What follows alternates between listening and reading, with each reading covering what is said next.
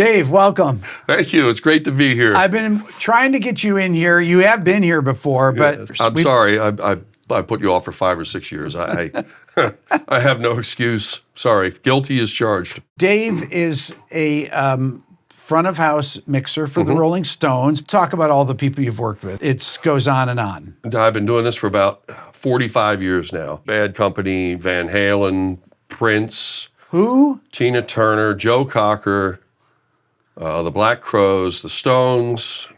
Everybody. A lot of people. The Super Bowl. How many times have you done the Super Bowl halftime show? 5 or 6. Dave will be doing the Super Bowl, the biggest sound thing ever. And then he'll text me pictures from there and said, Dave, aren't you nervous? Yeah, I am. Is there any more pressure than that? Than the Super Bowl? Yeah. No, because it's live. Right. And you don't want to screw up. I mean, I'm doing Obviously. I'm doing the sound for in the stadium, but it would be apparent that there was an audio problem in the stadium on the broadcast. There's another guy doing the broadcast mix. So, yeah, you don't want to mess up. Yeah. It's high dollar advertising time, as you know. And, Yeah. You know, it's easier to not screw up. I've stood with you at the console a number of times. Jeff Beck was here in 2022 in October. I came to the sound check.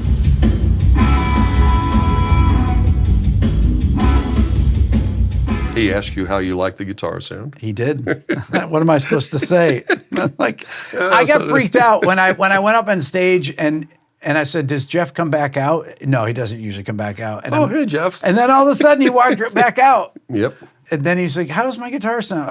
It sounded great. And then he started playing. I'm standing a few feet away, and I was freaked out. Yeah. Oh, he was a great guy. He was a really great guy. Loved him. You mix on an analog console, Yes. and you've always done that.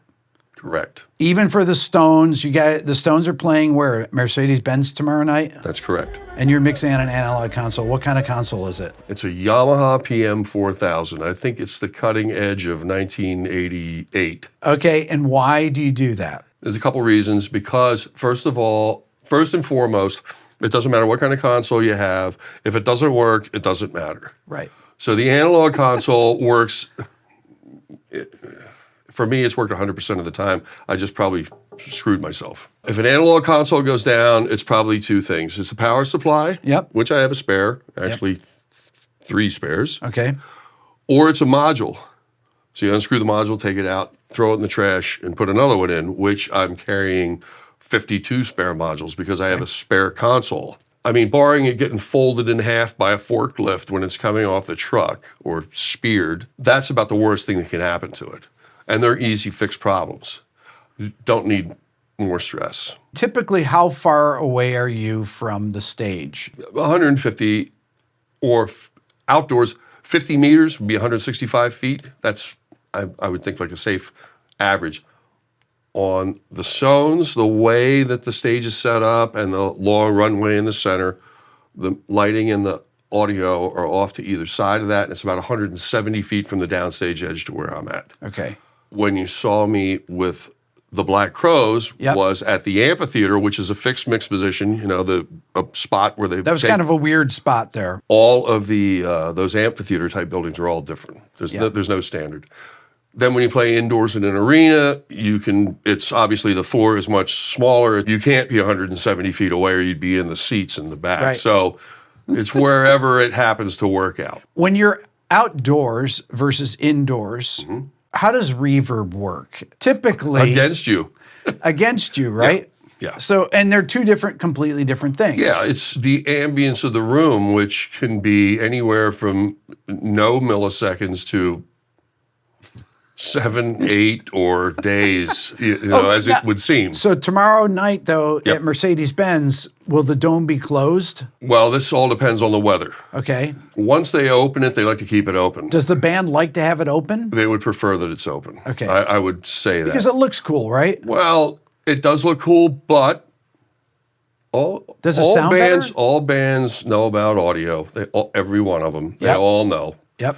And they know that it sounds better when the roof is open because now you're not in a contained, I figured this out the other day, an arena or a stadium is about 800 by 900, so that's 720,000 square feet. 200 feet tall is what, 1.1 million 144 million cubic feet. I'm gonna take your word for that. Well, it's a lot. Okay. And it's not, these places are designed for football. They're not designed for concerts. Right.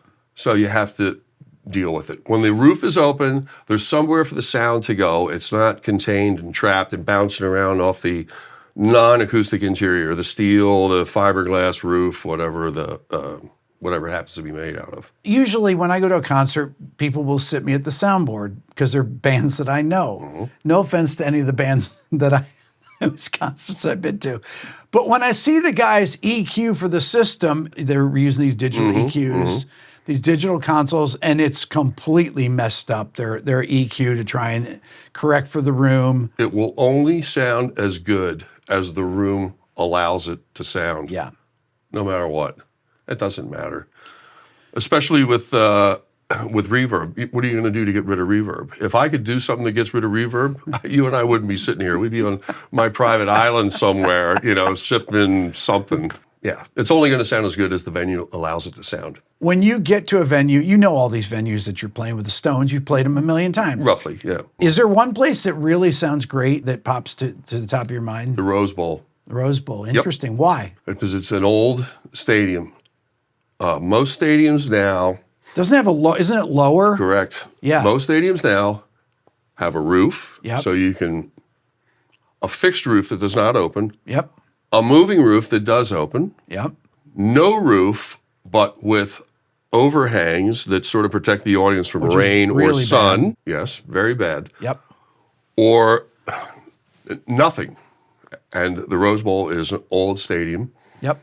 And it has nothing. It's about 70 or 80 feet tall, I think. Yes. And there is no obstructions, no anything. The best place to play is a flat field, a concert, like a festival in a flat field, because there's no room sound at all. At all. I could actually, if I used effects, would use a reverb outdoors, but I don't. You've toured with all these different groups. You've EQ'd Alex Van Halen's snare drum. Mm-hmm. You've had Eddie Van Halen's guitar amp coming through the speakers, things like that. What things come to mind? Jeff Beck, you worked with for how many years? At least 10. At least 10.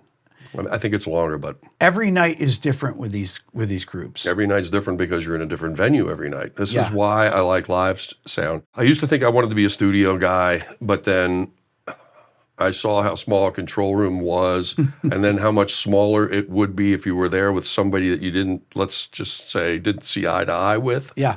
Live, you're in a different venue every night. Even if you're in the same venue 2 nights in a row, the temperature and the humidity are different, and that affects the sound. The people that are sitting... Wait, stop. In what way? Humidity is water in the air. More water in the air, less high frequency is going to be transmitted through, or it's going to be harder to get the high frequency through. Temperature-wise, I'm not exactly sure what the scientific reason is, but it is my experience that the colder it is, the tinier things sound. It just sounds fatter when it's warmer. Uncomfortable situation you can be in physically, high humidity and high heat, is generally what I think is the best sounding. Okay. So that's the minor payoff for sitting there, sweating unnaturally. I'd like to take a second to talk to you about this channel. Believe it or not, 57% of the people that watch here regularly are not subscribed. So I would encourage you to hit the subscribe button now. This will help me get even more of my dream guests in the future. Thank you.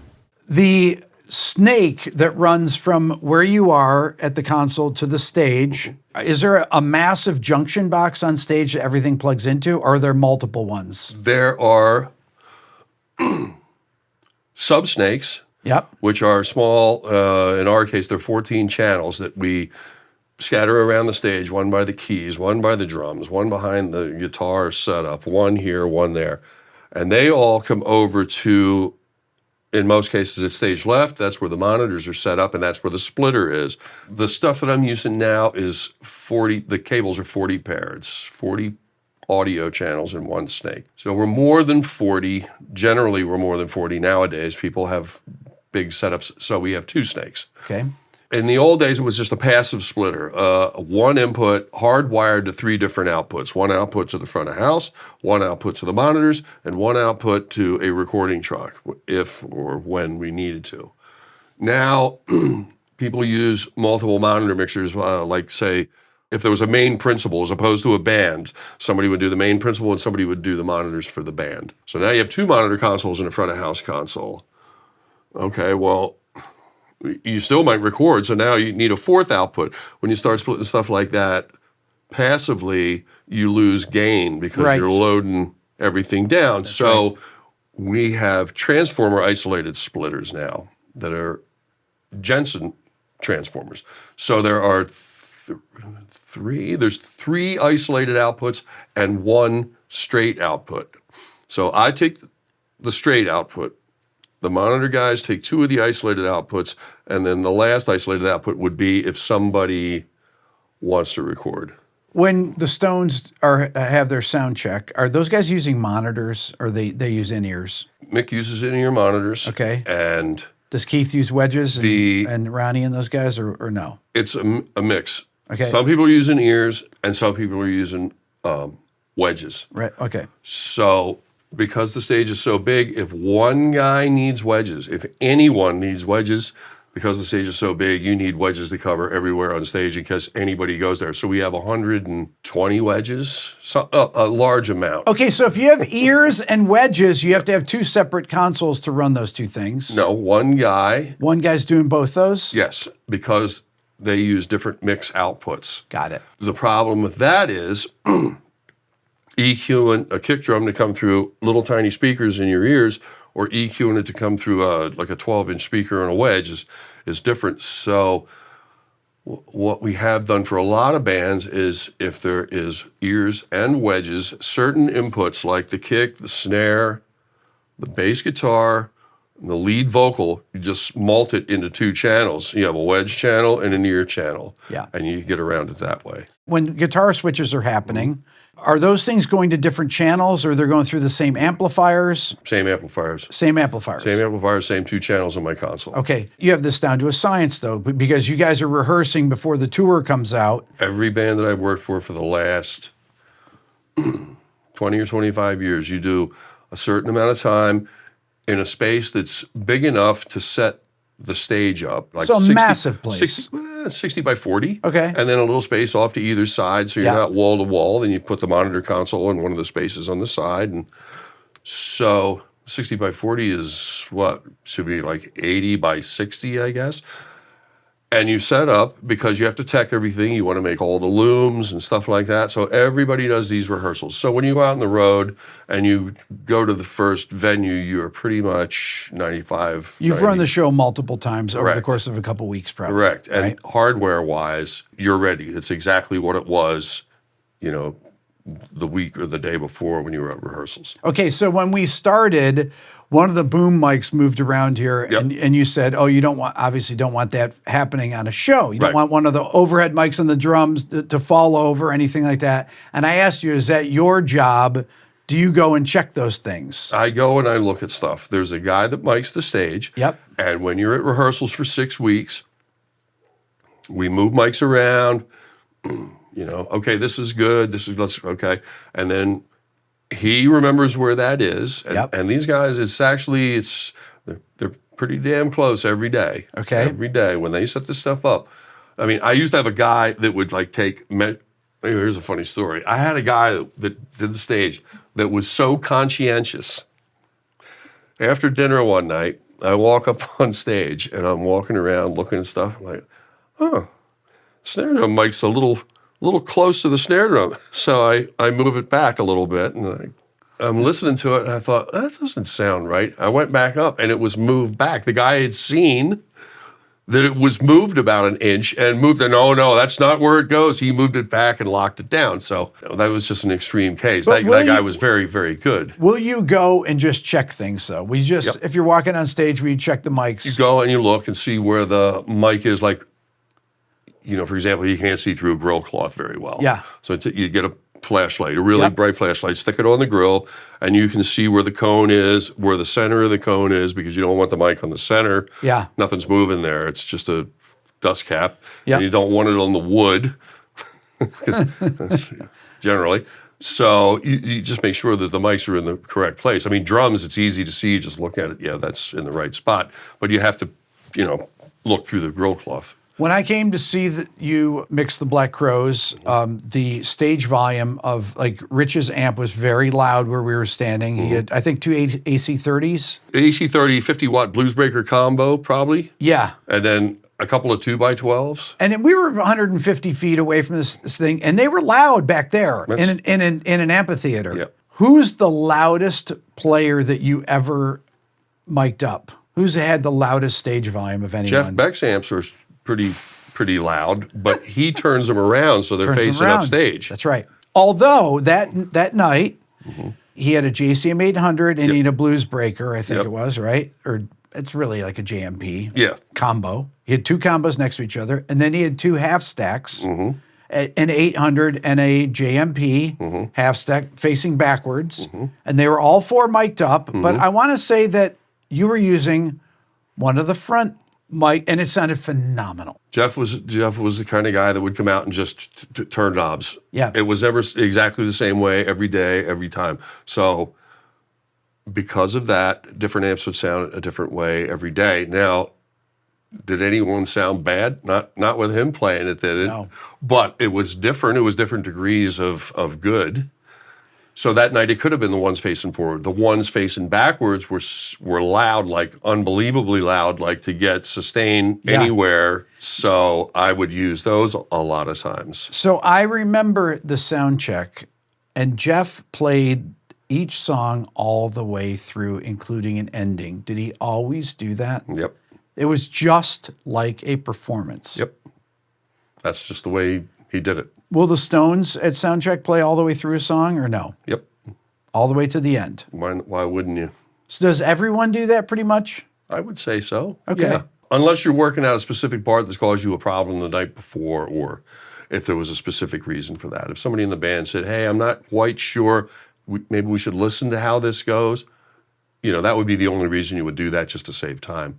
But playing it through is how it's going to be played for the show. I don't know why you wouldn't duplicate. But it's interesting. You think that's like, okay, you play a verse or something. Okay, that sounds good. No.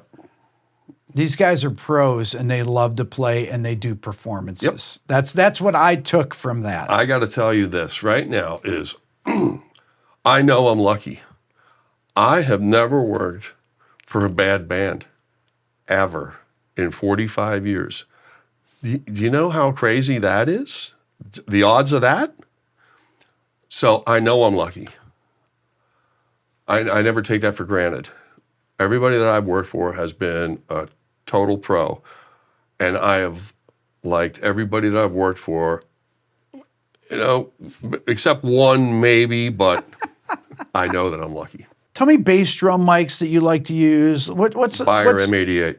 Beyer M88. That's the only one I've ever used. How close do you usually put it? It all depends on how the drum's set up. If the hole's off to the side, in the center. Where do you like the hole to be? Off to the side? Off the side. Okay. There's a little too much attack at dead center. Yeah. If you want the attack and the hole's off to the side, you can angle the mic toward the center of the drum. But with an 88... What is it about the mic that you like? I don't know, it just sounds good. It does. The problem is the 88 gets beat up by the concussion. So I take about 10 or 12 out to rehearsals. Okay. And I go through them with the drum tech and the monitor guy. And I sit on the front of the drum riser, and I don't listen to them. I let the monitor guy and the drum tech decide. The drum tech's listening to the monitors. He knows what his guy wants to hear. So he knows from a relative viewpoint of what we're going for. Yep. And the monitor guy has the difficult job of making it sound like that. So it's, that's way harder than I can do whatever I want to the EQ, and it's not going to affect anybody except the audience. So I just switch back and forth between all these mics. Click, and I hold it in the correct position. Boom, they hit it once. Yeah, that's good. Okay, there's a possible click. Oh, that's really good. Put that there. No, not good. Over here. And then we whittle it down to about 3 of them. A main, which the two of them agree which one sounds the best. The next one that sounds the best is the spare. And they're labeled like this. They are labeled like that. And then there's a third one just in case. Okay. So then I ship the other ones back. I don't keep all 12. If something goes wrong, let's say that lug comes loose on a bass drum and you're in the middle of the show, can you tell that immediately? If something happens, if a snare head breaks or the string breaks and the snares drop off of it.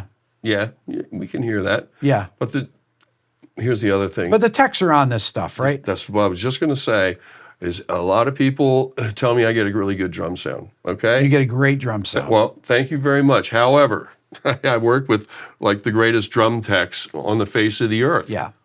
You're not going to have a great drum sound if the drums sound bad. That's right. The Guns N' Roses drum tech was unbelievable. The guy that we have on the Stones, unbelievable. The guy that was on the Black Crowes, these guys are all top-notch. So if the drums don't sound good to begin with, there's nothing you're going to do with EQ that's going to make the drum sound good. As you know, I can, because of your affliction with drums, your drums sound great. What is your snare setup typically? SM57. Top and bottom or just top? I don't use a bottom mic, but monitor guys like the bottom mic, or some performers want to hear the sizzle. So I put the bottom mic up. I just don't plug it into the console or turn it on. So old school. It is old school. A mutual friend of ours, a drummer, loved the fact that I didn't use a bottom mic. But it's 57. Everything that I use on stage is all, I make a joke sometimes. I have damn near $2,000 worth of mics on that stage, which, is ridiculous because some guys have mics that cost $2,500. Or more. Well, I use 57s and 58s. Yeah. 57s on all the guitars, 58s on the vocals. Yep. 421s on the toms. Yep. It's all standard stuff. Yeah, it's all standard old stuff. guy standard stuff. Old guy. What do you use for the overheads? Now I'm using Austrian Audio OC18s, I believe they're called. They make two. There's an OC8, 818 and an 18. The 818 has too many knobs. Wait a minute. Are these small diaphragm condensers? No, these are large. These are the large big ones. Yeah. I think this was like the 414. I can't remember the 414 style. I used to use 414s, but the new 414s aren't what the old ones used to be. And the guys from Austrian Audio work for AKG. They were AKG. That's right. But you can't tell if the 414's been dropped when you find a real one, an E or an EB, or just a 414, has it been beat up? They're getting harder and harder to find. People are hoarding them. Yes. And because I don't keep stuff together from tour to tour, if I force, like say Claire to buy me a pair of 414s, they will. I'll use them for the tour. Then they'll get put back in the inventory. Gone. So if I go out again, somebody else will have them. Then I won't have them. So do you ever bring your own stuff? No. Okay. 57s on the guitar amps. What about the bass? RE20, big diaphragm. But I don't use a lot of the microphone. If the guy has a lot of effects, there's a pre-DI and a post-DI. Okay. The microphone is there, you can use it for things, but I find because of the gigantic spaces I'm in, you need as much definition as humanly possible. Absolutely. If you want to stand a chance of the guy that's sitting, in the next zip code to hear the stuff clearly. It's there. It's like sort of like a spare, a drop dead spare. I've just lost all the DIs. Got the mic. You have to EQ it. I'd EQ it severely if I had to use it, but at least you have something. So your drums are incredibly punchy. What do you do? Do you use any compression, any gates, anything? No, nothing. I mean, I knew the answer to this. I just asked it just so people can hear it. No, I don't use anything because when you insert something, now there's another point of failure, possible point of failure. If the return on the insert fails, that's it. Your channel goes down. Yep. And I don't want anything interrupting the show because it's not a good scene. That's number one. Number two, I'm kind of lazy. Number three is nobody is there because I'm mixing the show. They don't give two shits who I am. They don't care who I am, and I like it that way. They can't see the band on the stage, so I try and present the band like the band, only really loud. I don't fool around with their sound. Right. It's the band loud. That's it. Yeah. Good night, and I leave. Okay, no compressors, no gates, nothing. I won't say never. I'll use a Manley electro-optical on a vocal. Yep. Because, vocalists, they get excited. They, give it a little extra sometimes. Yeah. And this goes to the way I mix. Loudest thing on the planet has got to be the vocal at all times. When a vocal is going on, you better be able to hear it not almost perfectly. Every word. Because when people are driving around in their cars and a song comes on the radio, they're singing along with the song. Yeah. They want to hear that vocal. So to get it up, loud, compress it a little bit. That's the only thing I would ever use. Dave, is the show a performance for you as well? What I'm doing? Yeah. No, it's a gig. Present the band to the people that have bought the tickets, because we all work for the people that paid the money to come to the show. The band works for them. I work for the band. So everybody works for the people that have paid the money. This brings me to another point that I get a little bit assed up about sound guys. First of all, I think sound guys are neurotic at best, myself included. That's why I think that. But you get guys that, like, here's a perfect example. I don't use subwoofers or sub-lows. Nowadays, everybody uses sub-lows. When I started... Wait, you better explain this. Sub-lows, all right. It's a cabinet that has pretty much 18-inch speakers in it for the low frequency, because speakers now, I know I don't understand this, but speakers now are designed with 12-inch speakers. I won't say it's low end. They're 12-inch speakers, but they do mid-range, then a compression driver and a tweeter. Okay, well, that's cool. Well, now there's nothing below, X, because it's a 12-inch speaker. Oh, we have to have low. So now they build a separate cabinet with an 18-inch speaker for the low range. When I started, it was a three-way PA. Low, all of them. Yep. Mids, and highs. And it was all contained in one cabinet.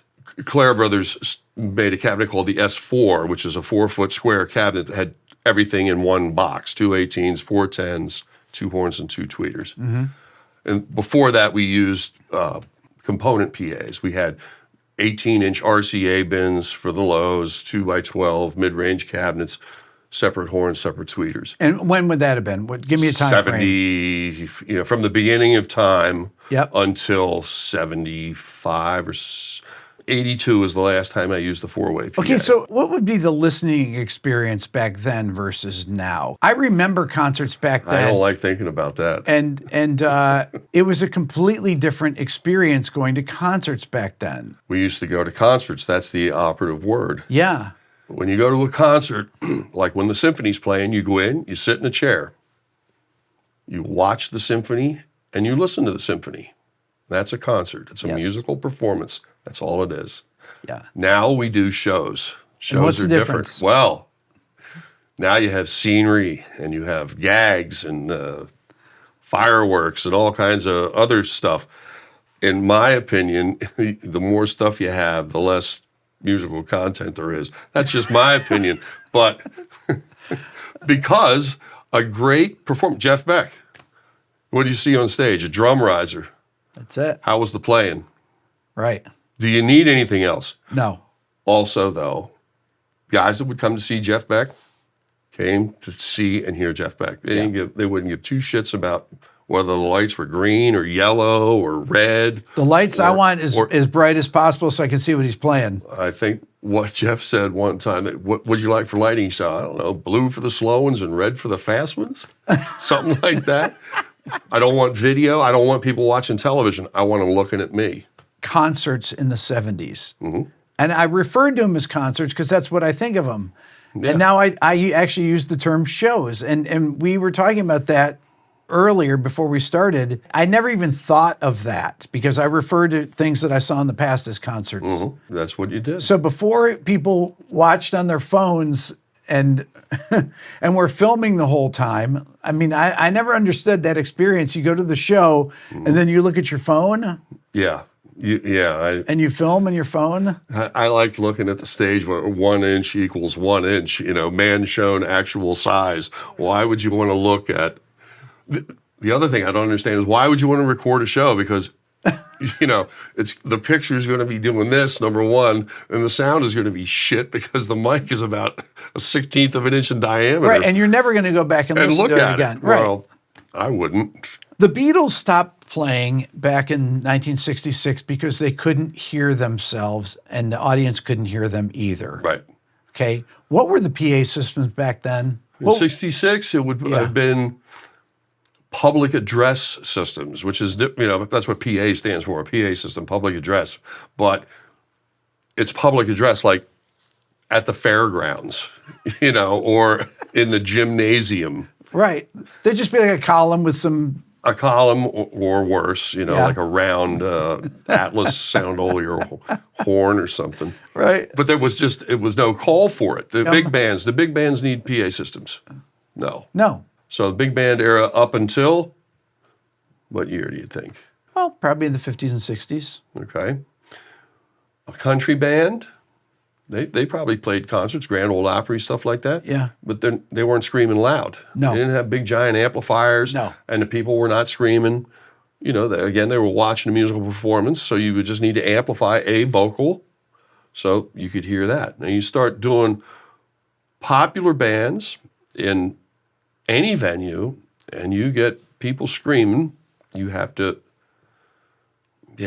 compete with that, but you're never going to win. I mean, even now, people screaming is about, I don't know what, 3K, 4K, something like that? Yeah.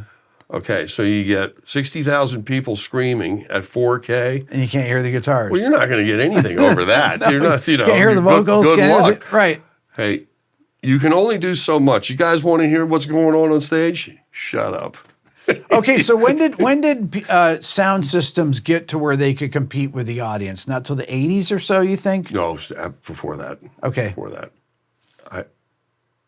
I'm not sure what they used at Woodstock. I mean, I remember concerts in the 70s, first times I went in the middle 70s, and it sounded that you could hear perfectly then. It was, in the 70s, would have been big stacks of components. Yeah. Like RCA bins. RCA bin was also called like a W box. It was speakers, I guess, that came out of sound for movies that would be behind the picture sheet. But back then, when people designed PA systems, they did it by physics, the right way. Mm-hmm. So a W box had two 18-inch speakers in it facing backwards, and it was called a W box because if you looked down at it, the way the baffles went inside, it was a giant W. But it was an efficient cabinet. So because the cabinet was designed correctly, you could blow a match out at front of house with about 10 watts into the low frequency. It was just very efficient. When it came to front-loaded stuff, it's less efficient. You need more of it, so you make bigger piles of it, and you need more amplifiers. But that was the difference between an original PA system, not an original PA, the early rock PAs.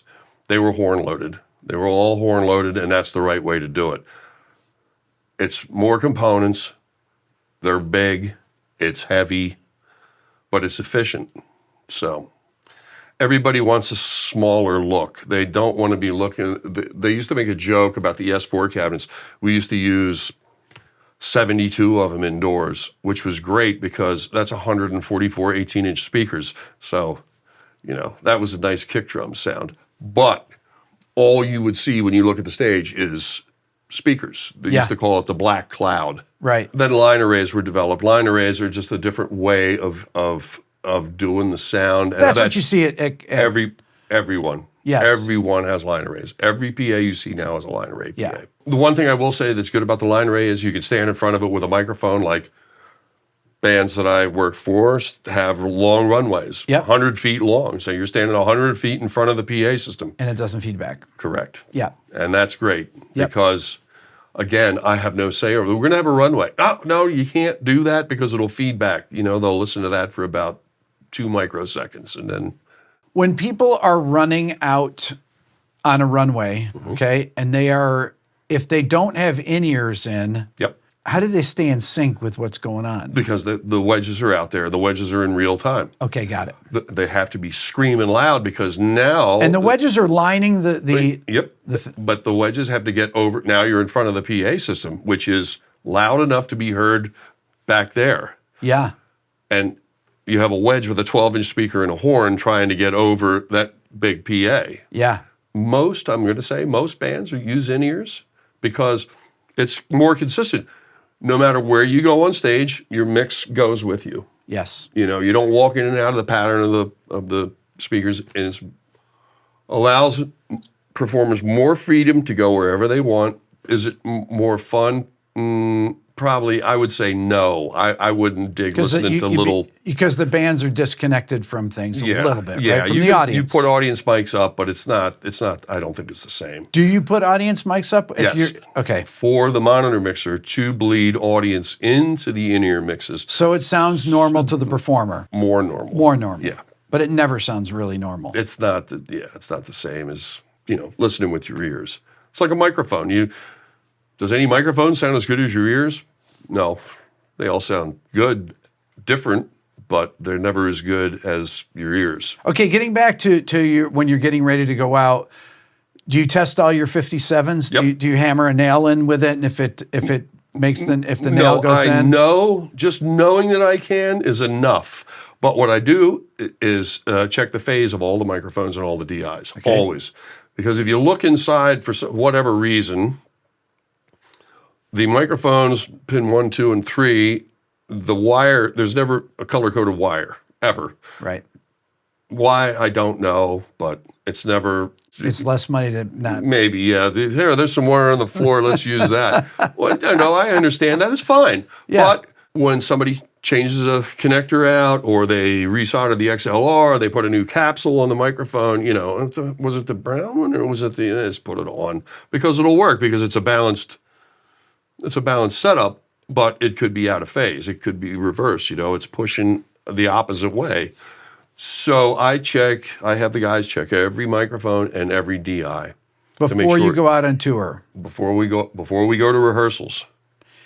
That eliminates that possibility. Does everything get set up every night again? Everything gets set up every night. Mic stands, everything. The guitar amps are mic'd in the same spot. Are there pieces of tape where the microphone goes typically? Nope. I wouldn't. Everything's placed by ear. Yes. Well, I walk around with a flashlight and I look. Yep. Okay, that's on the code. So you literally check everything every night? No, because the guys are that good. The guys that are working, I insist on, well, you can insist. I insist that everybody that works with me knows what they're doing. That's, the least you could do. If you have somebody that needs to be taught, say you have 10 guys and one of them needs to be taught. Okay, well, now you have 9 guys because this guy needs to be taught. Well, somebody needs to teach him. Now you have 8 guys. You know what I mean? Okay, so I want this many guys that know what they're doing immediately. So consequently, when we go into a gig, nobody has to say anything to anybody. These guys are all adults, and they know exactly what it is they're supposed to do, and they just go and do it. Okay. Nobody's, go here and go and do this. They know this, and they just do it. When you're doing stadiums, how many trucks are there that go out with you guys? PA? It all depends how much stuff there is. On this tour that you're on, if you had to guess. 15, maybe. I don't know. The production manager's probably laughing at me right now. I'm not sure. I know we have... I don't even know how many trucks of sound we have. 1, 2. I would say we have at least 3 trucks of sound. Okay. Maybe 4, but I think it's 3. And how long does it take to set everything up? If you have good guys that know what they're doing, it takes 1 8-hour day to set it all up. When we play in a stadium that has a roof and the roof is closed, you can mic stuff up and you can leave it there because it's not going to get rained on. Yeah. But we take the mics away anyway because sometimes things like to walk away. The stands and the cables and everything stay in position, but the microphones go away. Okay. Okay, but if you're outdoors and you set up the day before, you got to take it away because it might rain. You don't want your stuff getting wet. So, we set it up basically every time we use it. So we set it up. Now, on the Stones, what we do on the first day, on the load-in day, is they fly the PA, they fly the delay speakers, set up the monitor console, set up the front of house console.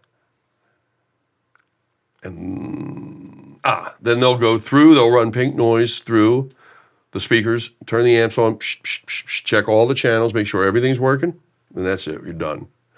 Turn everything off, cover it up, come back the next day, the show day. Everything is already in, and you've checked it already, you know it's working. If you're outdoors, you always lower the PA down to the floor in case a storm comes in at night and there's high winds. You don't want that big dynamic load blowing around. That's not a good thing. You say actually lower them down with the cables and stuff, right? We use the chain motors that they're running off of. You lower it down to the ground, and it actually touches the ground. Okay. When you're in an enclosed, a dome, you leave it up in the air because nothing's going to happen. So if you have to take everything up and re-level it, that adds another 45 minutes on to the things that they have to do on the show day. But then we mic the stage up on the show day. Don't mic it up the day before because the backline guys don't set the back line up, so there's no need to mic anything. I'm not going to do anything with it, so why waste the time? So on a show day, if you're indoors, you just go in, you mic the stage, you do a line check, then you do a sound check. If you're outdoors, the sound crew has to raise everything up, level it all, and that's a main cluster on the left and the right, a side cluster on the left and the right, and 4 delay towers. So that takes a little bit of time because it's weight, it's in the air, it's hanging over people's heads. You don't want to screw up with that because would be not good. Okay, so I saw Metallica play last year up in, I guess what used to be the Meadowlands. I don't know what it's called now. MetLife, that's right. So, and they kept moving around the stage. They kept appearing in different places, but they didn't have any wedges. They were all using in-ears. I think that Kirk and James are using Axe-Fx's now. So all this stuff is coming through their... You mean like an amp in a box? Yeah. So... like a fractal. Fractal, that's what it is. It's a fractal, yeah. So if everyone's on ears, that you can just appear anywhere on the stage, but the drums still have to be mic'd, correct? That's correct. So no matter where the drum kit appears when it's moving around, because they were doing that because at a stadium, Did the drum kit move around? Drum kit moved around different places. Was it the same drum kit? I don't know if it was. Okay. Because they raised the stuff up. I was sitting on this light tower area. They had a special seat. And I was sitting up there, but I still couldn't tell how they were appearing because the lights go down and they kind of appear in another spot. They're like way over there or they're way over here and then they're close, and something like that. Would everything be mic'd up separately then if they are just raising up a separate If they're doing multiple drum kits in different locations? Yeah. Absolutely, you have to do that. You either have to do that or you have to have one drum kit that's mic'd up with a really long sub-trunk cable. Okay. I mean, that's definitely possible. I've done that before where the drum kit came all the way down the runway 100 feet in front of the stage. Okay. While they were playing. Okay. And so what does that do? How does it not feed back? Oh, because of the line arrays, right? Or is it kind of a pain? It was okay. I mean, it was the first time that I ever did anything like that, so I was too dumb to know what might happen. So it just... It just, hey, it's working. Great. Well, yeah, I mean, if you're too dumb to know. Right, it's good to be dumb sometimes, yeah, right? I agree 100%. It's worked for me. Yeah, the other alternative is you have 4 drum kits and they just raise up and down and appear at different spots. But that's, 4 times whatever. 4 times the amount of stuff to go wrong. Yeah. It's. I don't know how the show was designed. I've never seen the show. I know now when I worked at Radio City Music Hall, I mixed the Christmas show there. I had been on the road probably 35 or 40 years at that time, but I sat there the first time I mixed that with my mouth hanging open. That was some of the coolest stuff I have ever seen in my life. In Radio City Music Hall, there's a pit downstage of the stage, and that's where the band is. Okay. And that's on an elevator. Everything in Radio City is on an elevator, and there are 3 stage elevators: downstage, midstage, and upstage elevators. And these are 80 feet wide, but these are big elevators. So I'm sitting mixing the show, and the band raises up from down below on the pit elevator. I'm like, that's cool. Then they play an opening fanfare or something, and then they disappear. They go back down to pit level. Okay. They used to bring them up to stage level. It's like, oh, wow, feature. Then they'd be done with the fanfare. They'd lower them down to pit level. So I'm mixing the show, and then, I'm not paying attention. the band drops back down to the basement. Well, I don't see this. And then I see the band appear upstage. And they've been playing the whole time. I'm like, how did they get up there? How did they do this? And you're still mixing the same sound. Uninterrupted audio. Yeah. So the band would sit on this thing called the band car, which could drive up and down stage. Okay? It would drive up and down stage in tracks, had an electric motor, and the whole band, would move. So what they would do is they would lower the pit elevator down to the basement, then lower the downstage elevator, then the band car would drive upstage onto the downstage elevator, and then it would come back up on stage and be going, I swear the band used to be down there. But the thing, and that was cool. The thing was, and I kept thinking, I'm like, how the hell are they cabling this? And this is something like the trick you just told me about reversing a floor tom leg. Yeah. You got to tell them about that later. This was something that I had never thought of. They had there was a snake system built into the band car. And there were malt cables built into each stage elevator. Oh my God. So what they would do is the band would drop down to the basement and the downstage elevator would drop down. They would clip on another snake in parallel with the one that's running. They would clip another snake onto the downstage elevator, then break the snake for the band car. Right. All these mics were condensers. You know what happens if you unplug a condenser mic? Right. Boom! How did that not happen? I asked the same question, like, well, this is the way we do it. I'm like, oh my God. Honest to God, you couldn't hear it. I mean, if it was a really... Oh my God, when you unplug a condenser like that, it's... Well, you're talking about unplugging like 60 of them at the same time. God. I couldn't believe it. After they told me what was going on, after I closed my mouth, I would sit and I would listen, and you could hear this, just the ever slightest little tick. I couldn't figure out, because they're applying voltage twice. Right. It's hooked up to the desks where it is. They then latch another cable on that's all malted together. So there's another set of power that goes on there. Then they break this one. It made no sense to me, but it was the coolest thing I ever saw in my life. Still the coolest thing.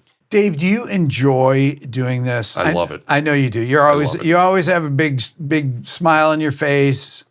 You love it. You love traveling. You love doing all this. Maybe not the traveling I don't like as much. the traveling so much anymore. No, when I was 20, it was great. Now I'd rather be at home. What's like the biggest screw up that was just audio-wise? Disaster? Audio-wise, no.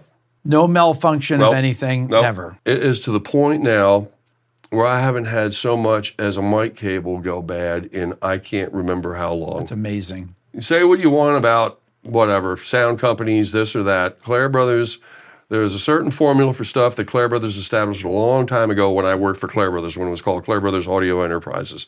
There was a way that we did stuff. And I still insist that it's done that way now, 45 years later. That way worked, and it continues to work 45 years later, which means you got it right 45 years ago. Is it more expensive? Probably. Is it harder to do? Takes some effort. But it works every time.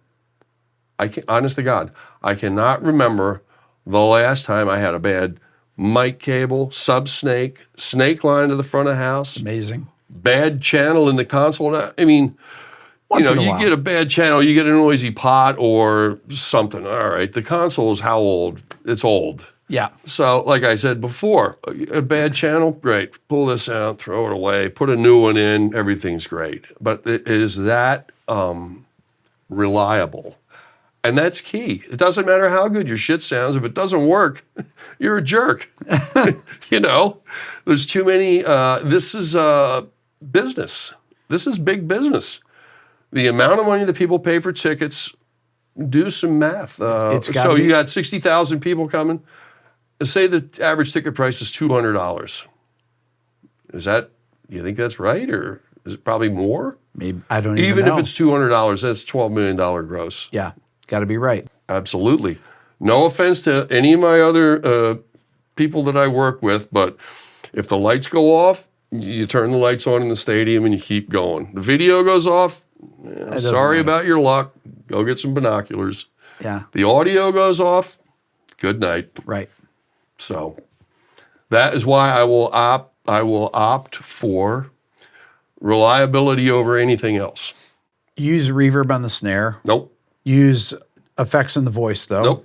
Nope. No effects in the voice. Nope. You have an incredible amount of reverb in a venue. Right. Why are you going to put reverb on something in a reverb environment? You're adding confusion to the confusion. Oh, my board tapes sound better. Who cares? Okay, so when you go and hear someone, Yep. do you ever go to concerts or no? No. I mean, Okay, let I've me ask you heard this. I know what you're going to say, and yes, I did. There was a guy named Clive Franks that used to mix Elton John. Uh-huh. That guy was the king of effects. I mean, he used stuff, and you could hear it. Now, I only heard him in the one particular venue that I happened to hear him at, but Clive had a reputation. He is a great mixer. And when he used stuff, you could definitely hear it, and it sounded great. It really did. Now, what did it sound like in the Enormo Dome? Who knows? I'm sure you could still hear the effects, but when you get back in the sort of toward the back of the building, underneath the overhang, and stuff starts bouncing around in that space, it's going to be hard to discern things normally, let alone with a mountain of effect on it. Yeah. So I just opt to not do that because to me, just having the inputs is the best chance of hearing everything. It doesn't add more confusion to the confusion. Do they have effects in their monitor mixes? In the ears. Yeah, in the ears. Yeah. Yeah. Because it's dry. It's, it's right up front. It's in your head. It's like cans in a studio. Yeah. You got to put something on. I'm sure there's reverb. I know he has things in his rack. I have things with me in case you get into like a negative reverb environment, like outdoors in a field or at rehearsals. Explain this negative reverb. Well, no ambience, not negative reverb, but no ambience. No, man. Like outdoors in a field. Outdoor shows, yes. I would possibly use reverb if absolutely, if I got really bored. Well, it's weird. When I would play outside, there's just nothing. You get nothing. I mean, you get nothing back. You get nothing back. But if you stand on a couple of bad sounding stages, you're going to dig not getting anything back. That's right. Because you're not going to want what's coming back. How's this gig going to be today, Dave? Some of the best sounding football games in history have been played here. Right. Well, it's the truth. It's built. They're built for the sports franchises. They're not built for entertainment. What are you going to do? It's a bad sounding gig. I thought about sitting around crying, but that wasn't an option, and it sure as hell wasn't going to fix anything. Right. You have to. Oh, I'm not doing the gig because it doesn't sound very good in here. All right, you can do that once. You have to do it. You just have to get on with it. So that was and that being lazy is my philosophy for not using anything. That and nobody came to see me. A lot of front of house guys got big egos. I can't stand that. I really can't. Dave, you get hired. You're not curing cancer. You're not brokering peace between the Democrats and the Republicans. You're mixing sound for a band, you idiots. Okay, but you get hired to do the biggest gigs because it sounds great when you do them. I'm saying that's. I don't know. I've never hired me. You know what I'm saying? Yes. But it's word of mouth, I'm sure. Absolutely. As I said before, I've never worked for a bad band, and I pretty much only worked for pretty big bands. Yeah. And so they talk to each other. They have buddies in other bands, or their managers talk to the other managers and stuff. So it's kind of like a small community. It's and they talk. They talk. Yeah. Or they come to see a show on a day off. Mick Fleetwood was at the gig the other night. I love Mick, great guy. But that, for example, they come to other shows. Oh, that sounded nice the other night. Find out who was mixing. I'm sure it's got to be the majority of it, I would guess. I mean, you could go by somebody's resume, but you're taking a chance. You know, you actually want to probably hear what the guy can do. So, Dave, you don't work with any Pro Tools bands. I have been fortunate enough to not. One band used Pro Tools. So I asked one day, or mentioned, you know, kind of cheating it, and the artist said to me, look, I got keyboards on one song, there's horns on another song. Should I hire a keyboard player and pay him for a week to play 4 songs, 1 song a night? Should I hire 5 horn players and pay them to play 1 song if we decide to do that song? Okay, fine. That's the utility use of Pro Tools. Okay, no problem. Yep, you're absolutely right. I agree 100% with that. Now, when you start rolling stuff that other people should be playing or singing, geez, did I say that? Oh my God. You know, then I would consider it a problem. You have friends that are sound guys that do that, though, right? Like I said, I'm a freak. I mean, everybody's got Pro Tools. Yeah. I've just gotten lucky. I have never worked with anybody that plays it beside that one band. Do you record every show when you're out with the Stones, for example? I record every show for anybody because at any point in time, somebody could say, you know what, I love what I did the other night. Or at a sound check, hey, did you record that little thing I was noodling on? Because it's an idea that they might turn into a song. Yeah, absolutely. Did I ever? Now, some bands now have Pro Tools running off of one of their digital consoles because it's real easy. You just do Matty, is that what it's called? I don't know. I think it's called Matty or something like that. You can run, you can do multi-track recording off these digital consoles. So that's probably something that happens all the time. Man, I gotta sound like a caveman. Oh, well. Anyway, but I do generally just because more is better. Even if somebody else is recording somewhere else, I'll roll it because, you know, he missed the take, no, I got it, or I missed the take, no, they got it. It's just because I'm just used to it. But I mean, we used to do it all the time in the old days. First was cassettes, then with DATs. DATs, I know, right? Yeah. You still have a DAT player at home? Nope. No, but I got a lot of DATs. I do too. I should get a DAT player to transfer all. There's some stuff.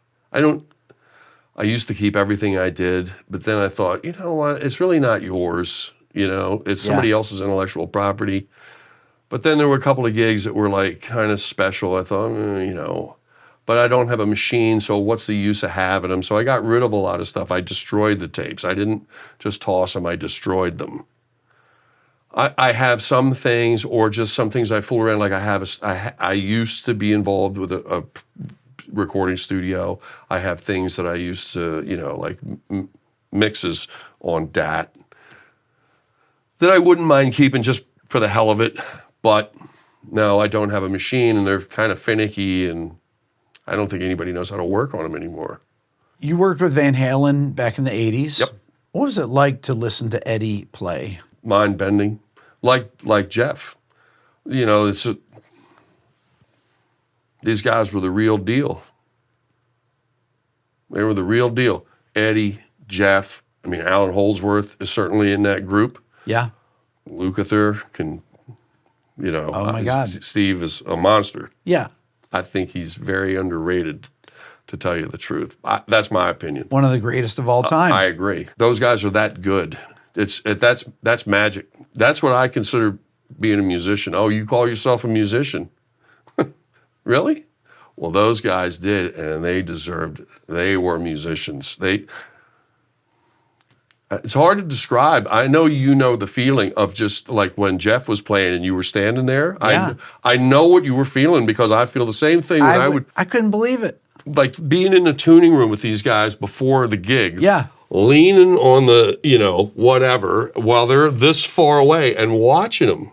And I remember one guy was playing, and I just started laughing. And he looked at me and goes, what are you laughing at? I said, you're playing it. You wouldn't understand. To me, it was like the sound that I just heard your hand shouldn't be there. It should be here. How did that? Well, when I was watching Jeff from a few feet away, I couldn't believe the sounds that were coming out. And I was thinking, wait, is he playing a guitar? Like, He had the way of, the only hand you could see was this one, Right. really, because this You could one, never tell this with one had the right- the whammy bar in the palm of his hand. right, and you could never He's tell doing which the strings he was volume playing. controls like this with his little finger, Yes. and he was finger picking. Yeah. So it was, you couldn't really Really see. could tell. But having the two Marshalls turned up the whole way, that definitely adds a little to it. Okay, so the interesting thing when you said, oh, Jeff doesn't usually come back out after sound check, and then he walked right on the stage, and I was stunned. And then, do you remember he had his little practice, and he's like, hey, can we try this out? Mm-hmm. And you were like, yeah. So he mic'd it up. Absolutely. And Sounded like Jeff Beck. sounded exactly like Jeff. It didn't matter. It was just like a little digital practice amp Yeah. that he used on the bus. Yep. And honestly, it didn't sound that different. No. It's all in the hands. It's all in the hands. Absolutely. Hey, I just bought this thing. I mean, he was literally playing through an amp this big. You put the mic in front of it, a poopy little amplifier. whatever it was, and it sounded just like him. That's guys cracked me up. Hey, man, I just bought all this stuff that this guy uses. Can you play like this guy? No. Well, then you just wasted all your money. You wasted it all. It is. It's the guy's hands. It's the touch. It definitely is. I mean, I've seen it over and over and over. I mean, you can go buy a 5150 and buy a Wolfgang guitar, but it's not going to sound like Eddie unless... Okay, when Eddie was playing, how loud was Eddie's stage volume? The amps were, when I did them, the amps were underneath I can't remember if they were under the stage or under the set. Al had a pretty tall drum riser, so there was a big space under that. I can't remember which way it was. But he only had three 4x12s. One was the left signal, and one was the right signal out of his rack of effects, and one was a dry cabinet. That was it. That was all established stuff, so it didn't matter to me, or it didn't matter what I thought about anything. Where's the cabinets? Over there. Left, right, center. Okay, I'm good. I put the mics up, and whatever came out, and for whatever reason, made it sound like that. I didn't, hey, it sounds like Ed. Okay, great. Okay, so how do we get into this thing about the digital stuff, though? Your ears? Yeah. Okay. Analog sounds better to you, whether you know it does or you don't. Your brain is smarter than you are. 6 million years of evolution is not going to be fooled by 30 years of chip design. That's what I think. Yeah. Now, I'm sure everybody will argue, but these are analog and they always will be. If you want to argue that, I'm available all day long. and that's the way it is. Analog is better. It is. We did a thing once where we had a CD of the piece of music and the turntable of a piece of music synced up with a blind tester. This was, I will just go and say that we did this at Clare Brothers one day, or Clare Global or whatever. And it was a blind tester. You switch them back and forth. We'd sync up the playback so it was in sync. And then you'd switch and you'd listen to what, A or B, whatever it was. Or they would switch it, and I said analog or digital when I heard it. And I was right 9 out of 10 times. And they couldn't believe that. And the reason that he couldn't believe it was he was young. So he never heard vinyl, or he never heard enough vinyl to know what it was that I was hearing, because I heard, mountains of vinyl compared, there's little things, there's things, artifacts, the high ends, really clear there. That's probably the digital that, you know what I mean? There's things, but I picked it 9 out of 10 times. Did I get lucky? Probably, but that. What's a record that's incredibly well mixed? Any Steely Dan record? What do you Gaucho, use? I love Gaucho. What do you use to do you play stuff through the systems, or do you already what's going on? Did you do Bill Schnee? I did. He's the guy. Yeah. He did a record for Sheffield Labs. I guess it was like 1984 or 85, called James Newton, Howard and Friends. Yeah. It started out as Wasn't it live to disc or something? It was live to direct to disc. It Yeah. started out as a demo for Yamaha for the then new DX7 and GX1. You remember the GX1, that big giant? Yeah. They had some material and they rehearsed it and they did it at some gigantic soundstage. And they moved the mics around for 2 or 3 days. And it was James Newton Howard, Jeff Beck, Joe, Steve, and David Page. So it sounded perfect, and everybody It was pretty damn close to like, when you turn it up really loud, it's like, wow, you can almost see the band there. Yeah. Bill's unbelievable. You know, I mean, what he heard, it's just, and he got it to translate, and there's so less stuff because it's direct to disc. There's no fooling around with anything. It's what it is what it is. So there was a grand piano in that, and it was the drum kit, the 2 analog things. So that's what I've used to EQ the PA since 1989. Wow. The same thing. I use the second track, which I don't even know what it's called, and I use I do it, and it's about 45 seconds or 60 seconds of it, and I'm done. Because I feel that if you EQ for more than 60 seconds, you're starting to lose sight of your goal. You're digging yourself a deeper hole. You're not moving forward. You're just creating more problems for yourself. So I just go, yep, okay, yeah, okay, that's it. Okay, I'm done. Again, because I'm lazy, but you know, it's the first impression. Your first impression's probably right. Dave, you're not lazy. I've seen you backstage. I've seen you walking through the where the tractor trailers are and everything, and you're checking on this, and you're going there, and you're going here, and you're going on stage, and you're coming back to the soundboard. I've got a lot of nervous energy. Yeah. You know, yeah. And I've also seen the kind of the pack up of stuff when you do that at Crossroads. Yep. When you do something like that, where there's how many different consoles did they have? Everybody had their own sound guy. If you go in and you do all your own stuff, then first of all, if I hook all my stuff up out front, or I did. Now the guys do it for me, but I have good guys. That goes back to having good guys, and I trust them. When I used to hook up my own stuff, I knew that it was right, because ultimately I'm in charge, or not in charge, but I'm the lead audio guy, and I tell my guys, no offense, but these guys don't even know your name. I'm sorry. That's just the way it is. If something fucks up, they're going to say, get Dave in here. Okay? I'm perfectly capable of fucking my own self up. I don't need your help.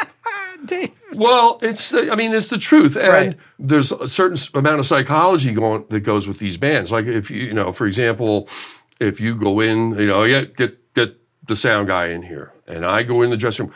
Okay, so what happened during that third song? Well, he did this and he did that. You start playing that blame game, right? You know what that starts cancer, is what that starts. Yeah. There's witch hunts going on. And what I do, hey, what the hell happened to that third song? I fucked up. I blew it. Sorry. Well, don't do it again. All right, fine. And that's it. It's done. Right. And even if it's another guy on the crew screws up, I tell them I did it. They don't know the other guy. That's like laying blame on, what? You want to be the big boy? You're going to take it in the face sometimes. That's the right thing to do. I feel it's the right thing to do. I have one last thing I want to ask you about. And I don't usually ask things like this, but you worked with Jeff Beck for 10 years or so. A while. Long enough. Yes. That was unexpected and shocking. Mm-hmm. And there's really never will be someone like Jeff Beck again. No, and the hard part for me with anybody passing away is I have a hard time realizing that I'll never see him again. Yeah. You know what I mean? He's over in England. No, he's not in England. He's not around anymore. You know what I mean? I have a hard time coming to grips with that. Tina passed away last year, I think. Yeah. I worked for Tina for 25 years. That was hard. Charlie, with the Stones. It's another 20 years of working with him. This is what's happening. These are the bands that we grew up with and the bands that we love. And unfortunately, all of us are getting older at the same rate. That's right. And more, this is going to happen, not less. This is just something, and whether I like it or not, whether I can come to terms with it or not, doesn't fucking matter. It does not matter. That is not going to change anything. Yeah. I try and remember as much stuff. I have a couple of pictures of me and Jeff, or me and Tina, or, even Charlie and myself. And I remember what it's like to work for them. That's it. That's all there is. Unfortunately, it's permanent. Well, Dave, I really appreciate you coming in today. Finally, I see you all the time. I talk to you all the time, and it's about time that we did it. No, it's my fault. I'm sorry, Dave. I appreciate it. Appreciate your friendship. Absolutely. Thank you very much. Okay, so Dave's going to give us a quick lesson here. God. This is explain what we're talking about here, Dave. This is. I have to preface this. It's not a lesson. This is how I do stuff. I would recommend that you never, ever do this. Never, ever do this, or I could pretty much guarantee you're going to get fired. This is just something that's evolved and the way I've done stuff for 45 years. So it looks like a culmination of 45 years of fooling around. So, Rick, you like the drum sound? Love the drum sound. Okay. Even though I mix balls loud, just because it's more fun, but beside it being loud, it's not painful. No. Okay. So how I do it is when I EQ, this is a graphic. I still use a graphic. Yes, I'm old. I'm bald. Right. So I start off by EQ and stuff. I leave 20 to 80 flat, 0. That's the most low end you can get out of the PA, because I have all the other frequencies pulled down, really all the way out, neg 15. I play the James Newton Howard and Friends CD, and then I just start adding back in to the maximum amount of low end. Now, I know that 160 sounds horrible. It sounds horrible on drums. I think it sounds horrible on everything. So I hate 160. So I leave 160 out at neg 15, always. So at 80 hertz, it starts to come down, and 160's out the whole way because I hate it. An octave of 160 is 315. I've skipped a few frequencies in here because 315 is an octave of that. I comes back up, drifts around 315. It's down a little bit, back up 400, 500, and then it drops back down at 630 because that's an octave of 315. Yep. Which is an octave of 160, which I still hate. So then it kind of drifts around back up close to flat around 800. 1K, but this is the stuff that hurts. 2K, 2.5, 3.15K, 4K. That stuff hurts. That's pain. When you start hurting people, they will have no time for you. You suck. They will not listen to your stuff. You can't listen to it. If it hurts, you can't. And this all comes from when I mixed Tina Turner. Yeah. Her manager wanted it as loud as I could get it. But I would have grandma, the kids, their kids, and their kids' kids coming. 4 generations of people coming to a Tina show. Right. You can't be hitting grandma with, 2.5K. It's literally painful. It's painful. Yes. It's painful. So this is kind of how it evolved to be this way, because I had to get it as loud as humanly possible without hurting people. If you take the pain away, which I do, I dump this stuff out of the PA, and at 5K, I'm flat again. Flat, 0. It's flat, and it's flat all the way up to 20K. Take the pain away and take this cloudy shit in the middle out of the way. The drums will sound better because of that, and so will the vocals to a certain extent. Take the pain away, and people will listen to it as loud as humanly possible. Now, that's just what I say. As I stated before, you'll probably get fired if you do this, because this is weird. It is. Nobody does this. I have never seen anybody. You're doing this on an analog console, too. I know, but I have never seen anybody EQ anything like this, even back in the day when we were all using analog. It's just a severe thing. But Dave, I can attest to this, that everything you said is true. These are the pain frequencies. These are the mud frequencies. Well, the drum stuff sounds better like this. I used to play drums in a previous life, and I know for a fact by experimenting that this stuff makes drums sound like shit. And this stuff, I know for a fact, hurts because I've experimented with it myself. You want to mix really loud, this is what I do. It's not a very technical drawing, but it's a generality. And then, Dave, you're EQing on the individual channels. Bass and then drum. I EQ, like, if necessary, I'm not afraid to turn stuff up and down, neg 15. Well, I don't boost a lot of anything. I don't boost anything on the system, and I don't boost a lot of things. I cut, and I cut, and I cut. And that's basically how I do it. And Alex Van Halen's snare drum? It sounds like that when he hits it. That's the way it sounds. That's the sound. Just like Eddie's touch was his sound. Eddie's whatever comes out of Eddie's amp came out of his amp, right? It sounds like him. I just make it louder. Like I said, nobody comes to the show because I'm mixing. And Mick Mars was the loudest guitar that I ever mixed. Okay, there we go. Okay, I just thought I just remembered that. And who's the loudest drummer that you ever mixed? Playing wise, or because of their monitors? Playing wise. I mean, it's all, Alex hit the drums pretty good. So does Vinny. Vinny can get right up there. You know. So Dave forgot to mention one thing. Dave? I mix in mono. And you mix in mono so that everyone hears the same thing. Everybody hears the same thing. Everybody paid the same amount ish. Yeah. Everybody should hear the same thing. If the biggest fan of this guitar player is sitting over here and I pan that guitar player over here, he spent all this money for a ticket and he doesn't hear his favorite guitar player. So I mix in mono. Stereo, that's a nice idea for 20 feet wide in the middle of the room, but unfortunately there's a lot of other people here and you should take care of everybody else.